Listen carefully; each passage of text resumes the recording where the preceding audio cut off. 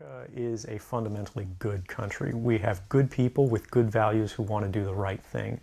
But the structures of power that exist are working to their own ends to extend their capability at the expense of the freedom of all publics. First principle of any American intelligence official is not an oath to secrecy, but a duty to the public.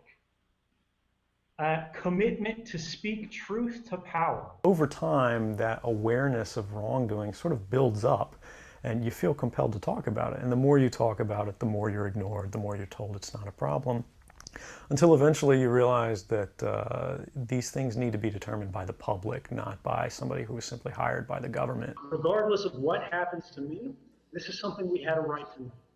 I took an oath to support and defend the Constitution, and I saw that the Constitution was violated on a massive scale. You're giving up your rights. You're saying, hey, I don't think I'm going to need them, so I'm just going to trust that, let's get rid of them. It doesn't really matter. These guys are going to do the right thing. Your rights matter because you never know when you're going to need them. I don't want to live in a world where everything that I say, everything I do, everyone I talk to, every expression of creativity or love or friendship is recorded, and that's not something I'm willing to support. It's not something I'm willing to build, and it's not something I'm willing to live under. People should be able to pick up the phone and to call their family. People should be able to send a text message to their loved ones. People should be able to buy a book online. They should be able to travel by train. They should be able to buy an airline ticket without wondering about how these events are going to look to an agent of the government, possibly not even your government, years in the future. Our basic freedoms, and when I say our, I don't just mean Americans, I mean people around the world. It's not a partisan issue.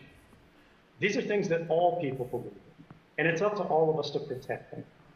And to people who have seen and enjoyed a free and open internet, it's up to us to preserve that liberty for the next generation to enjoy. And if we don't change things, if we don't stand up to make the changes we need to do to keep the internet safe, not just for us, but for everyone, we're going to lose that.